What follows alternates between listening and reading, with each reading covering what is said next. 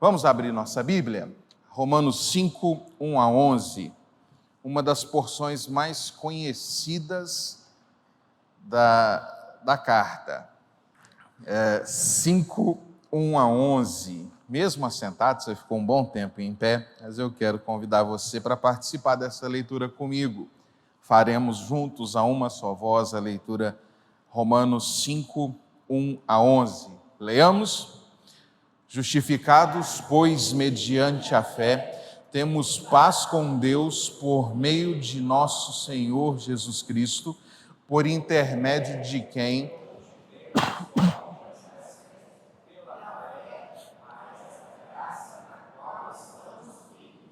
e gloriamo-nos na esperança da glória de Deus.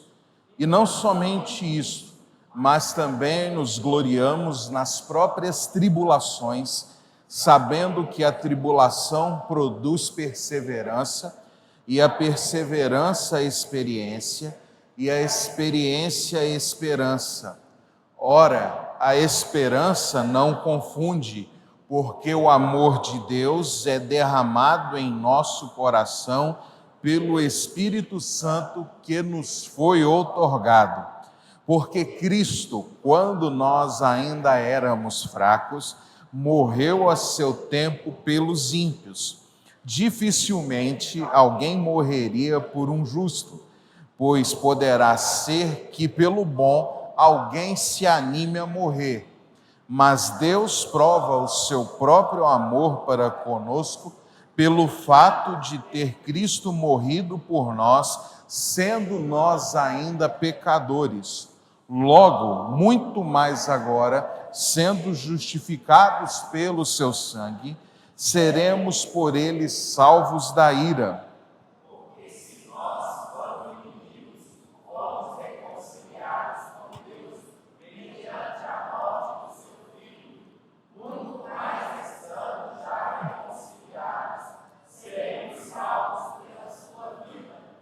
E não apenas isso, mas também nos gloriamos em Deus por nosso Senhor Jesus Cristo, por intermédio de quem recebemos agora a reconciliação.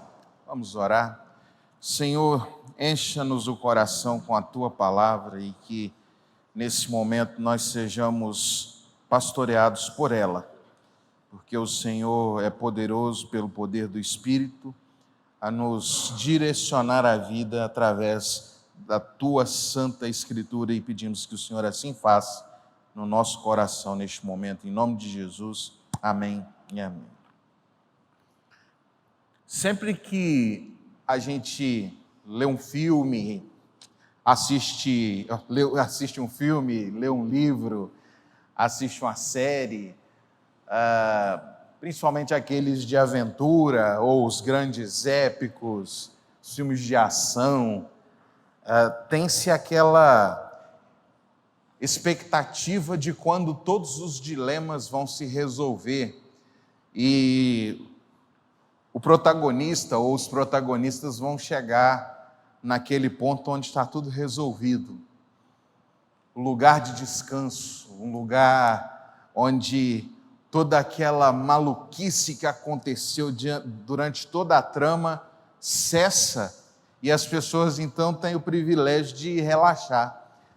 Eu, como vocês sabem, gosto muito dos escritos de Tolkien, e me chama muito, tanto nos livros quanto no filme, aquela fase final, depois que vencem a batalha, até a película, os tons de cor das últimas cenas do filme, depois que eles chegam no momento de descanso, é diferente. Você deve se lembrar, se você foi alguém noveleiro, que o último episódio da novela, as mulheres da novela estavam tudo grávida, estava todo mundo numa grande mesa, almoçando, as pessoas se abraçando, os vilões tinham desaparecido, aquele momento, aquele ambiente fantástico. A gente vai lidando com as lutas, com as dificuldades da vida, nós vamos lidando com as provações, e chega um tempo em que a gente quer descansar, em que a gente queria que, assim como num filme, chegasse aquele momento do final da história, do viveram felizes para sempre, ou do final feliz, quando tudo deu certo, e falar, depois de tanta luta, depois de tanta provação, depois de tanta correria, uau, chegou o meu momento de descansar. E agora, quando nós olhamos para o que o apóstolo Paulo fala aos nossos irmãos de Roma, nesse capítulo 5, ele está apontando justamente para essa realidade. Francis Schaeffer, comentando esse texto, vai nos ajudar a compreender muito bem o que está acontecendo aqui, qual é a transição. O Schaeffer vai defender que até o capítulo 4 é como se Paulo tivesse acabado de chegar na cidade e a primeira coisa que Paulo fazia ao chegar na cidade era pregar o evangelho.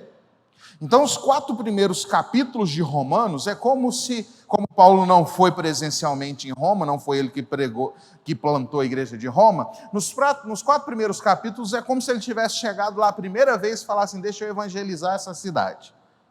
O capítulo 5 muda, porque ele agora está falando assim, agora eu estou falando com os justificados. Até agora eu estava pregando o evangelho, agora a partir do capítulo 5 eu vou começar a conversar com quem creu.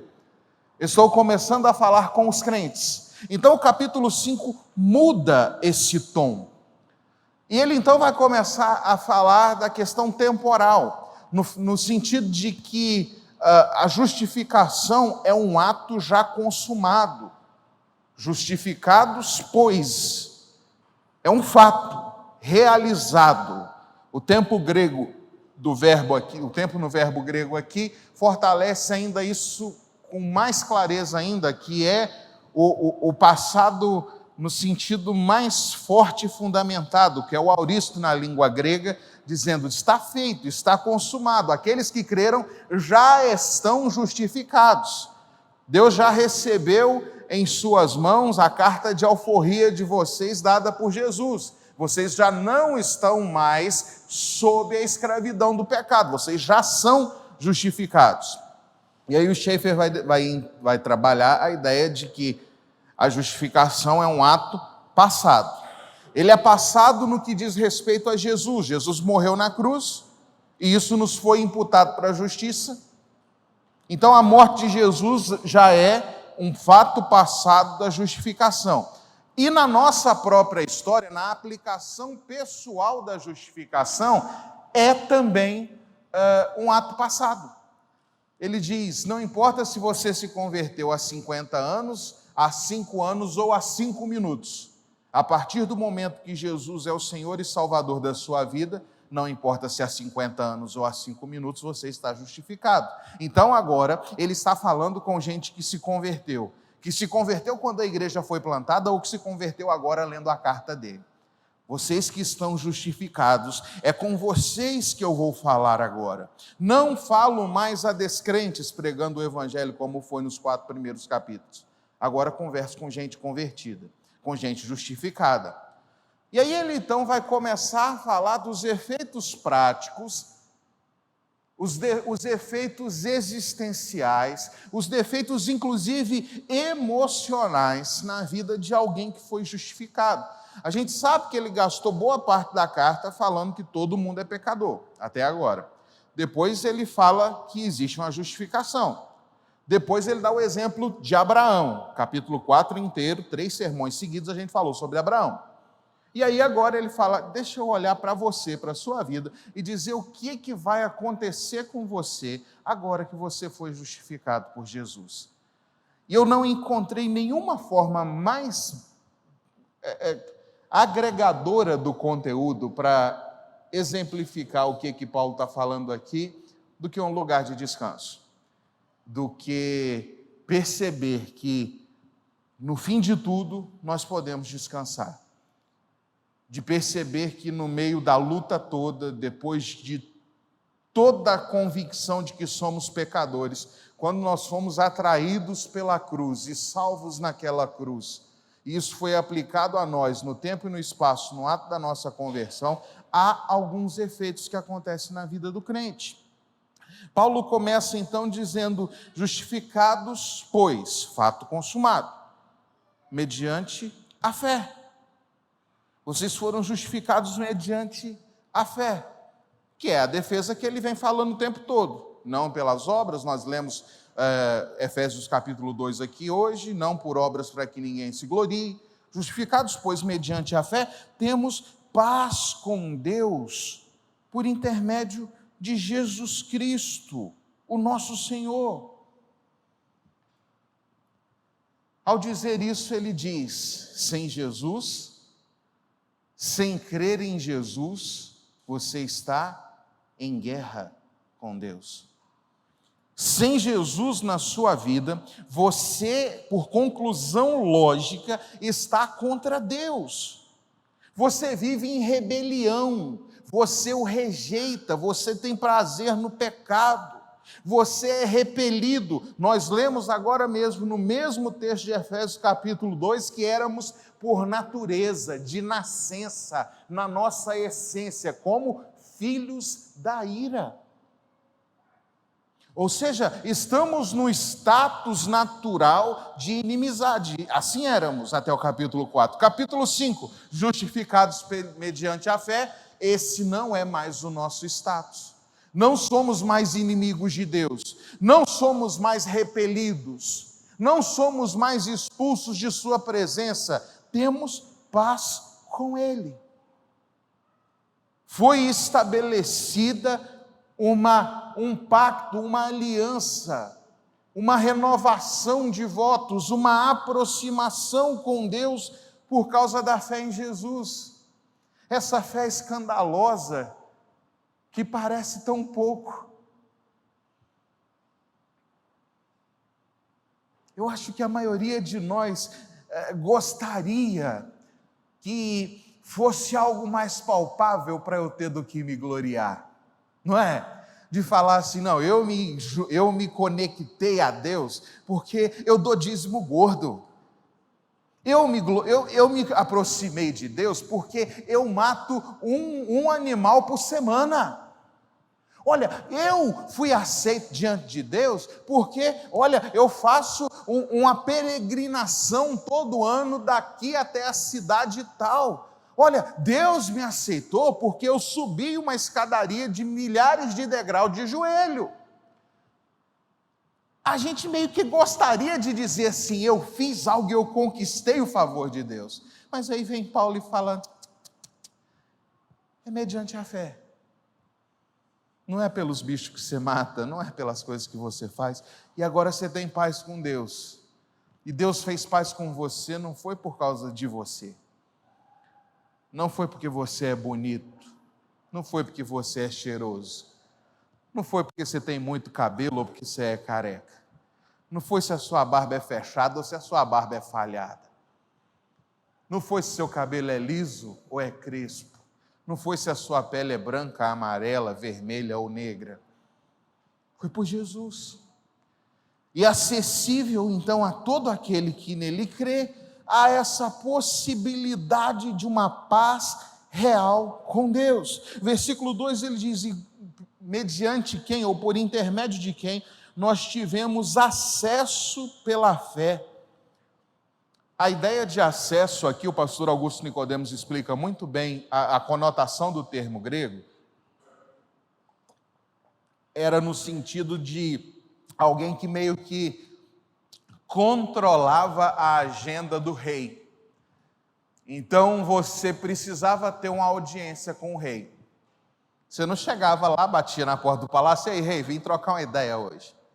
Você precisava de todas umas conexões, né, para ter alguém para intervir com você, para você conseguir uma audiência de 5 minutos que fosse com o rei. O acesso era justamente a função dessa pessoa, de fazer o meio de campo para que o rei, de alguma maneira, topasse te ouvir.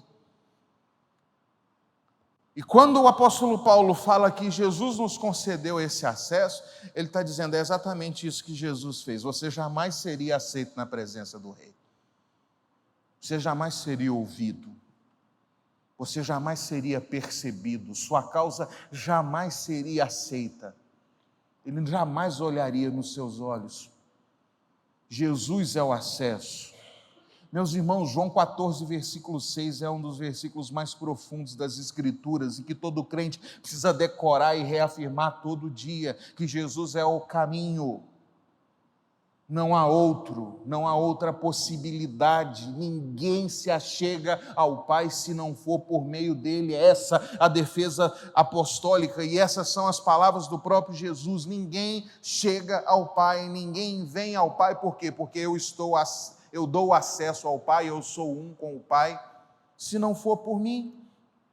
Por isso então Paulo fala, nós só temos acesso por causa dele. Ele nos garantiu a entrada no palácio e a oportunidade de nos dirigir ao Supremo Rei. E aí agora nós temos diante de nós essa graça, final do versículo 2, na qual nós estamos firmes e gloriamo-nos na esperança da glória de Deus. Essa é uma expressão que na língua portuguesa nos causa bastante estranheza, né? Eu me glorio na esperança, ele vai dizer aqui primeiro, depois ele vai dizer, eu me glorio nas tribulações, e depois ele vai falar, eu me glorio, e nós nos gloriamos na glória de Deus. Então ele vai falar desse gloriar-se 3 vezes no texto. Nós, na limitação da língua portuguesa, entendemos gloriar-se como tirar onda, né? Gloriar-se como bater no peito e falar, eu sou o cara. O sentido original do termo aqui, entretanto, é de alegria plena, é de júbilo. Então, quando ele diz aqui, nós nos gloriamos na esperança de Deus, eu sinto plena alegria, eu tenho júbilo na esperança que tenho na glória de Deus. Então, há um motivo de grande júbilo agora para aqueles que foram justificados, para aqueles que tiveram acesso a Deus, que é o fato de viver nesse mundo com essa esperança, de que a glória de Deus vai se manifestar, e de que você fará parte dela, de que haverá novo céu e nova terra onde reina a justiça e eu estarei lá. E isso então causa em nós o gloriar-se, o se alegrar na grande esperança que temos. Então, versículo 1 e 2, ele vai trazer para a gente, você pode ter paz, você pode ter esperança, porque você foi justificado.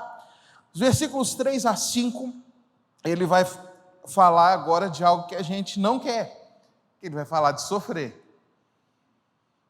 Que o versículo 3, ele começa assim, e nós não somente nos gloriamos nas tribulações, nós não somente nos gloriamos na esperança da glória, nós também nos gloriamos nas próprias tribulações.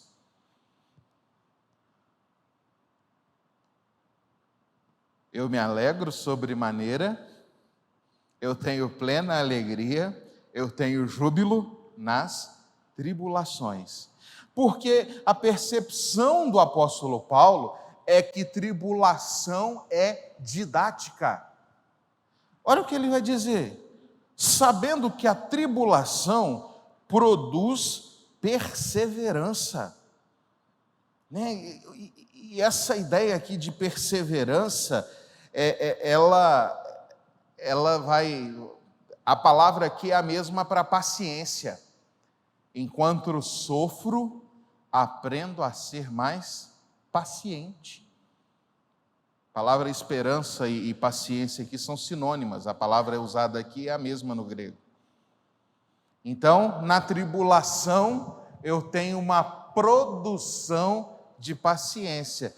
Então, às vezes você pergunta assim, Deus, por que comigo? Porque você está muito apavorado, você está muito ansioso, você está precisando gerar um pouco de paciência, perseverança.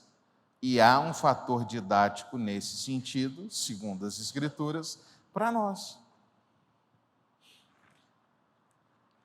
Essa perseverança, né? Essa a paciência que vai ser liberada em nós a partir disso, vai produzir experiência.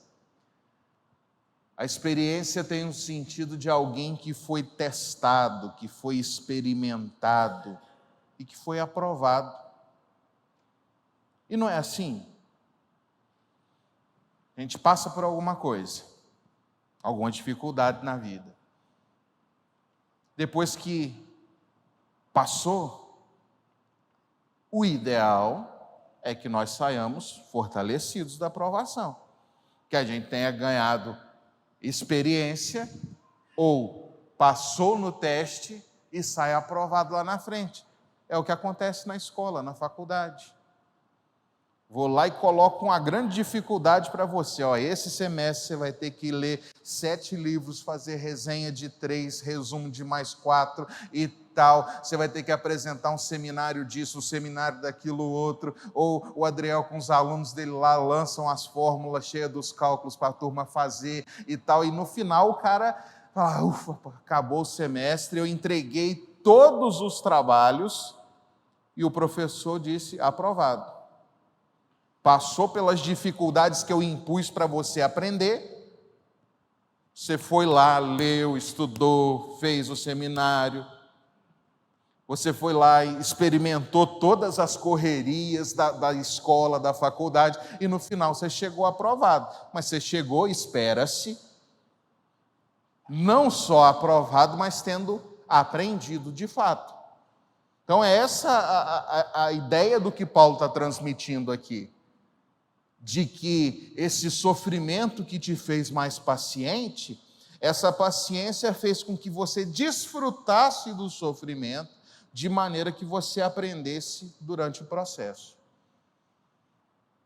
Deus está te ensinando algo. O negócio é que a gente às vezes é assim, daquela turma dos péssimos alunos. A gente vive passando por situações repetidas e muitas vezes porque nós somos teimosos em não aprender com elas. Mas a Bíblia diz que o ideal, aqueles que foram justificados, eles conseguem olhar para o sofrimento e se gloriar no sofrimento porque eles entendem a didática do sofrimento. E por fim, essa experiência obtida produz esperança. Por quê?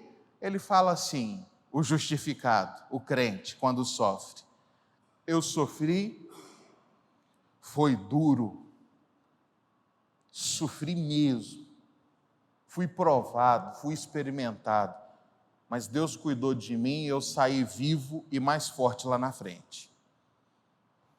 E eu sei que se um dia a luta vier de novo, esse mesmo Deus que me sustentou no passado vai me sustentar na próxima luta que vier. E eu sei que haverá uma eternidade na qual lutas não mais existirão. E a minha vida vai ser plena, perfeita, cheia de paz, de alegria, tudo 100%.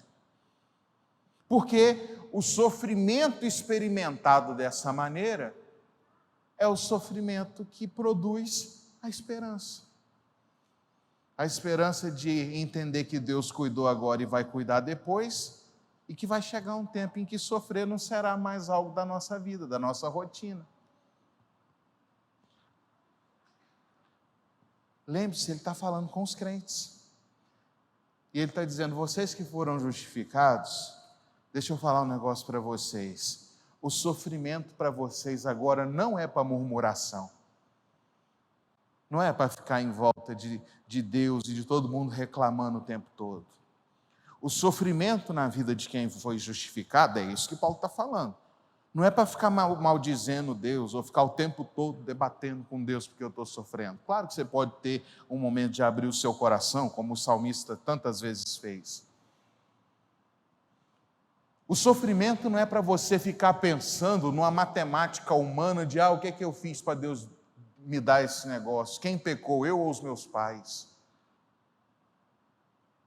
O sofrimento, as tribulações, para aqueles que foram justificados, diz o apóstolo Paulo, é enfrentado com júbilo porque entende que não é punição de Deus, mas é graça de Deus moldando o seu caráter.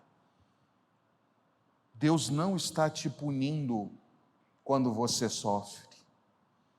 Deus não é sádico, Deus não é mau.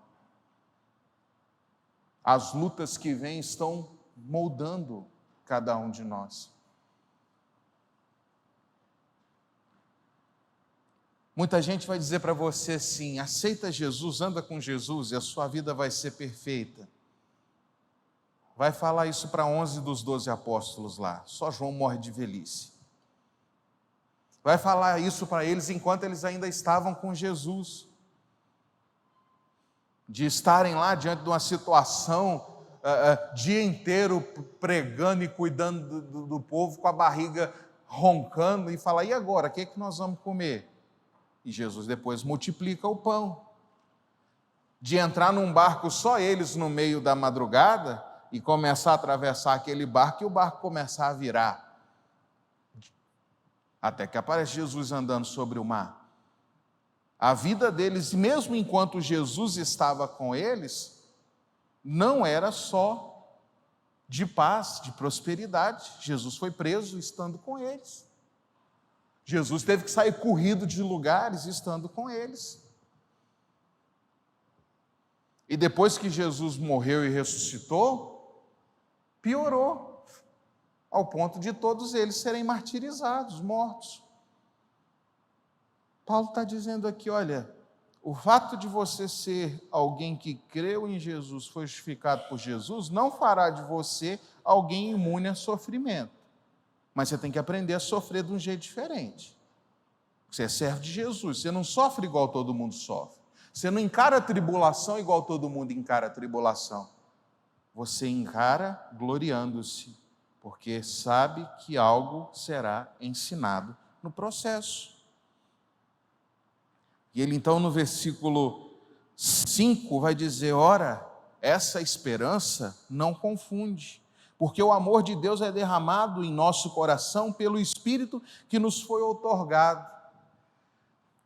Essa esperança não confunde, ou não é para nos humilhar, para nos envergonhar, não é uma esperança que nos deixa confusos. O sentido do que o apóstolo está dizendo aqui não é que você vai lidar com essas dificuldades e você não vai ficar toda hora nessa luta interior e exterior do porquê sofro. Se eu sou filho de Deus, você entende o mundo que você está e você não vive confuso porque eu estou passando por dificuldades, porque eu adoeci, porque meus filhos adoeceram, porque eu passei por um problema financeiro, porque o meu casamento teve uma crise, porque está tendo um problema lá no meu trabalho, porque as coisas não estão indo bem. Eu não fico confuso pensando: Deus me abandonou, porque a esperança não confunde. Pelo contrário, eu olho para essas situações e eu penso: Deus está cuidando de mim, eu tenho esperança nele. E mesmo que ele não resolva o problema, ele vai me dar maturidade para viver com o problema aqui agarrado em mim.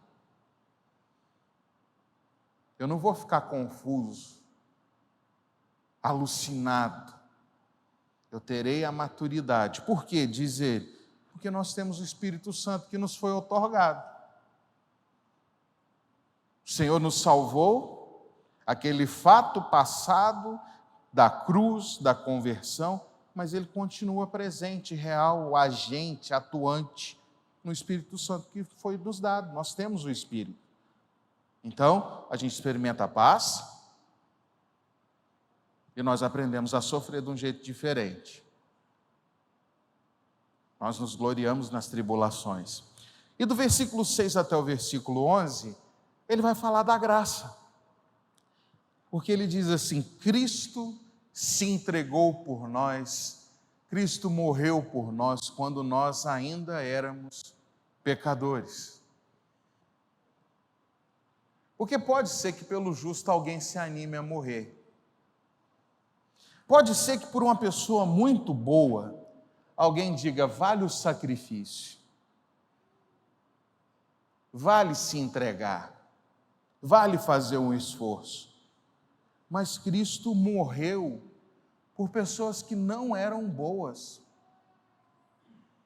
por pessoas que não o amavam, que não o queriam, que não o desejavam. Pessoas o crucificavam e ele dizia: Senhor, perdoa-os.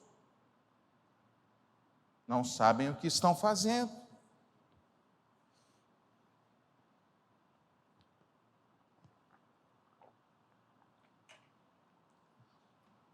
É forte, mas Jesus morreu por bandidos. Jesus morreu por criminosos. Porque pode ser que você pense assim: por mim é fácil Jesus morrer, porque eu sou uma pessoa muito boa. Mas ele morreu pelos piores. E por mais que você não ache, você e eu também somos dos piores. Porque todos pecaram. Então nós ainda pecadores, nós vivendo como ímpios, ele morreu pelos ímpios. Ele então olhou para cada um de nós e disse: morrerei por vocês. E o versículo 8 diz assim: mas Deus prova o seu próprio amor para conosco pelo fato de ter Cristo morrido por nós quando nós ainda éramos pecadores. Não foi por mérito nosso. Não foi por agrado que nós tenhamos feito. Portanto, fomos justificados graciosamente, quando pecadores, na morte de Jesus. E aí vem um argumento mais lindo da passagem. Porque ele diz assim, por quê? Versículo 10. Porque se nós, quando inimigos, fomos reconciliados com Deus mediante o morrer do seu Filho, muito mais estando já reconciliados, seremos salvos pela sua vida. Presta atenção nisso aqui. Arminiano não acredita em perseverança dos santos, mas Paulo acreditava. Paulo está dizendo assim, você pensa bem, se na morte Jesus, em sua obra, foi capaz de pegar ímpios pecadores e transformá-los, quanto mais agora na sua vida, Ele é capaz de te manter de pé e te levantar quando você tropeçar. Paulo entende e sabe que o fato de termos sido justificados, pois, mediante a fé, não nos imuniza do vírus do pecado, a gente continua pecando. Então ele diz, se quando éramos pecadores, ele morreu por nós e nos resgatou, agora que ele já fez o serviço, que nós já fomos salvos, não continuará constantemente a expressar essa graça de nos colocar de pé? Se quando nós estávamos afastados, quando nós éramos inimigos, quando nós não tínhamos acesso, Ele se dispôs a morrer por nós, agora que nós já somos parte da família, você acha que Ele não estará disposto a te perdoar quando você tropeçar? A te levantar quando você cair? A te fortalecer quando você está fraco? Se na morte dele Ele te salvou, na vida dele Ele é poderoso para continuar fazendo infinitamente mais por você. Se no tempo da inimizade Ele te amou a ponto de te resgatar, agora no tempo da amizade Ele te ama ainda mais a ponto de continuar tratando com você e consertando a sua vida. A graça é real. O apóstolo Paulo está dizendo, olha, você foi salvo, Jesus morreu na cruz, você se converteu, isso é fato, mas eu sei que você vai continuar tropeçando, eu sei que você continua pecando, eu sei que você não é perfeito, eu sei que você ainda tem em si marcas de quem você foi, que gritam, e que você vez ou outra continua tropeçando. Então saiba que aquele que te buscou, quando você era um ímpio, pecador, Ele não vai te descartar no seu primeiro tropeço. Ele não vai te jogar fora, te jogar no lixo, quando você pecar. Porque se Ele teve tão grande amor em te resgatar do lamaçal que você estava, você está nas mãos dEle, e isso é algo imutável. Na vida dEle, você está de fato reconciliado.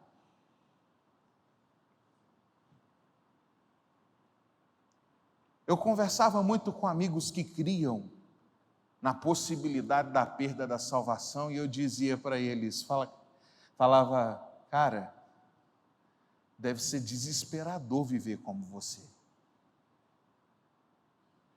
Porque depende que lua que você levanta, você está indo para o inferno. Está tudo na sua mão o tempo todo. Você está no céu e no inferno 30 vezes por dia. Opa, fiz isso aqui, inferno em mim. Opa, acertei uma aqui, céu. Opa, ajudei um mendigo, vou para o céu. Trupiquei e soltei um palavrão, estou indo para o inferno. É desesperador. É angustiante. É uma fé que é em tudo, menos em Jesus.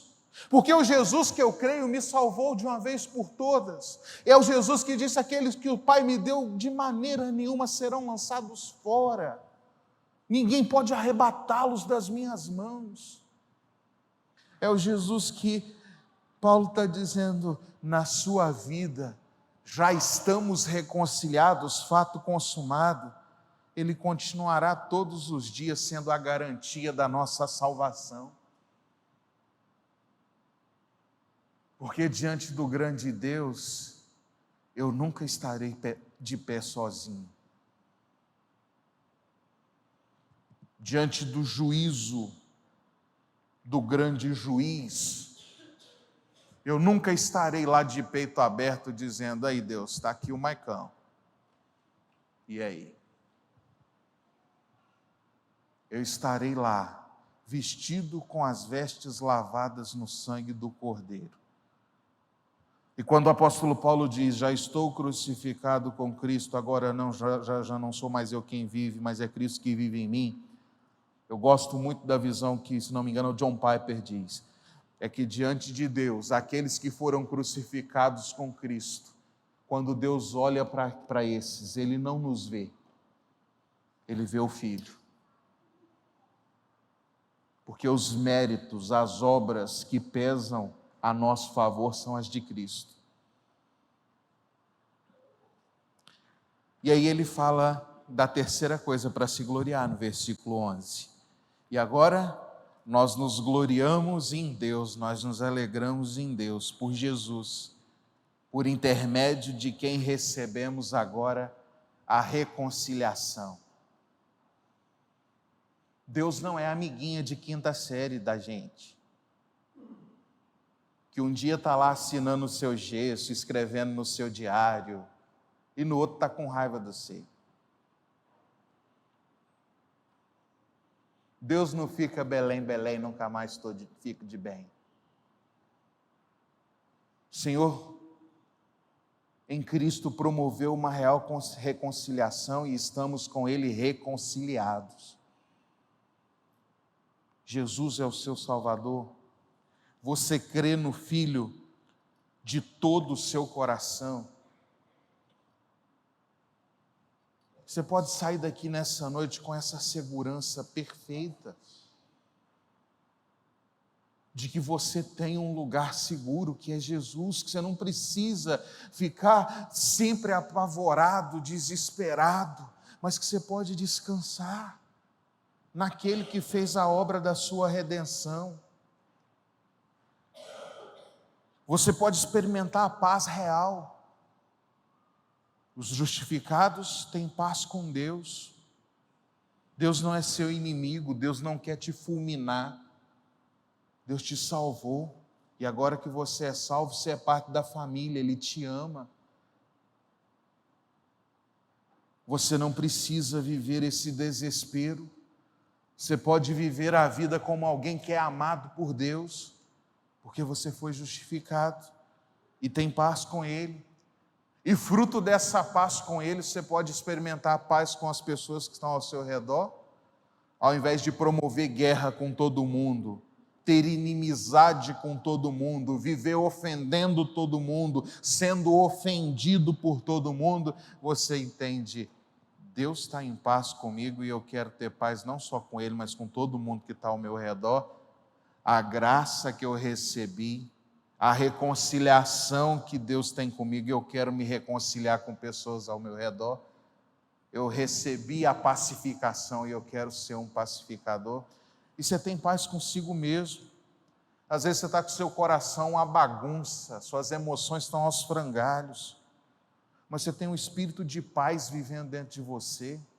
Quem tem paz com Deus, de verdade, não vive com a alma atribulada. Você pode ter dias difíceis, a chamada noite escura da alma, ela vem.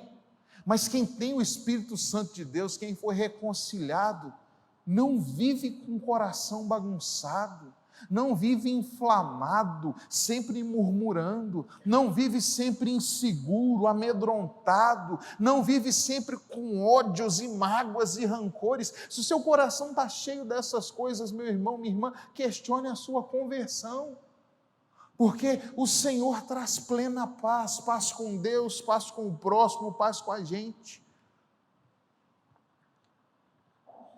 O Senhor promoveu para a gente essa esperança do lugar para descansar, no sentido que se eu sofro agora, nessas tribulações nas quais eu me gloriarei, está difícil, estou gemendo, eu corro para Ele e descanso nele. Ele é o meu lugar para descansar. O apóstolo disse: glorie-se nessa esperança de que no meio da tribulação você pode crer que há uma glória. A gente pode viver só na expectativa da glória futura, que é a melhor parte, da graça, da beleza, da plenitude do novo céu e nova terra, e viver uma vida miserável aqui e agora, ou nós podemos olhar com esperança para o futuro e desfrutar agora, pela esperança, pela graça, pela habitação do Espírito, de um coração em paz, seguro, firme, aqui. Não ficar me desesperando toda hora, não enxergar as tribulações como um abandono de Deus, mas como o cuidado de Deus. C.S. Lewis dizia que o megafone de Deus é o sofrimento. Muitas pessoas entenderam que C.S. Lewis estava falando em sentido de punição, de que assim, quando você está muito afastado, Deus te manda um sofrimento que é como se ele estivesse gritando no seu ouvido: eu estou aqui. Não, o sofrimento é o megafone de Deus, porque quando estamos sofrendo, nossos ouvidos estão muito mais sensíveis à palavra de Deus. A gente ouve muito mais, a gente absorve muito mais, o nosso coração é muito mais pastoreado. Enquanto sofremos, a gente aumenta na fé, a gente cresce. A gente lê o Salmo 23 no meio do sofrimento, não mais como apenas o capítulo mais conhecido da Bíblia, mas entendendo que eu sou alvo de todas aquelas graças e cuidados que estão ali, de que eu posso passar por vale de sombra e morte, mas sem ser dominado pelo medo, porque Ele está comigo. O sofrimento não me derruba, ele me ensina. Por causa de mim? Não, por causa do Deus a quem eu sirvo, porque eu já sou justificado. E claro, essa fé na graça, que o apóstolo Paulo nos diz tão lindamente: aquele que morreu na cruz por você, te comprou por alto preço, não vai te descartar. Se você é realmente salvo, a sua vida, mesmo quando tropeçar, Ele vai te levantar, porque você está reconciliado. A gente cantou agora mesmo, Ele é o Pai, que vem para abraçar quando a gente volta para casa. A gente crê nisso. Muitas vezes as pessoas estão crendo na restauração de Deus em muitas coisas. Restauração emocional, restauração da saúde, restauração financeira. Mas, acima de tudo, Ele é poderoso e capaz para nos restaurar quando caímos em pecado. Aquele que nos salvou na sua morte continua sendo efetivo para nos reconciliar todos os dias, nos salvar todos os dias pelo poder da sua vida. Ele não vai te descartar por causa de um tropeço. Existe um inesgotável depósito de graça disponível para todos os que foram salvos em Cristo Jesus. É inesgotável mesmo. Concluindo, como eu comecei dizendo, nos filmes e livros, a gente sempre fica esperando aquele final feliz. Quando o herói, depois de ter realizado todas as suas façanhas, vai para uma praia paradisíaca, ou para uma cabana no meio do mato, ou volta para casa para ver a família, e uau, está tudo bem. A diferença da vida real, a vida do cristão, para o cinema, para a literatura, é que na ficção existem finais tristes. Tem filme, tem livro que termina com anticlímax. O herói morre, ele é derrotado, ele é esmagado. Na ficção, também tem o fato de que o herói sempre está desfrutando daquilo que ele conquistou. O prêmio por seus grandes feitos. Mas na vida real não tem possibilidade de ter final triste. Quem está com Cristo tem garantia de final feliz. Você já pode ter assistido um filme que você terminou chorando porque fala, nossa, o final foi triste. A sua história não terá um final triste se você está em Jesus. E você não terá um final feliz por causa de quem você é, mas por causa de quem salvou. Porque o seu lugar seguro não é simplesmente o novo céu e a nova terra. O seu lugar para descansar não é apenas aquele novo lugar que será restaurado para nós vivermos no futuro. O nosso lugar seguro é o próprio Senhor, porque como diz Apocalipse, estaremos nele. Só faz sentido o céu, o novo céu, a nova terra. Só é graça, só traz alegria, só é plena paz, só é eterno gozo, esperança, harmonia, por causa dele. Sem Jesus, não há céu, sem Jesus não há paz. O grande prêmio no final não é rua de ouro, não é mansão. O grande prêmio no final não é simplesmente não ter mais a doença. O grande prêmio no final é ter livre acesso constante e ininterrupto a Ele. Ele é o prêmio. Ele é a nossa coroa, Ele é a nossa glória. Ele é o nosso descanso. Nossos antepassados saíram do Egito buscando uma terra prometida onde eles iriam descansar. Nós estamos na nossa peregrinação, querendo descansar, querendo que os dias maus passem, vivendo com esperança, com fé, enquanto sofremos.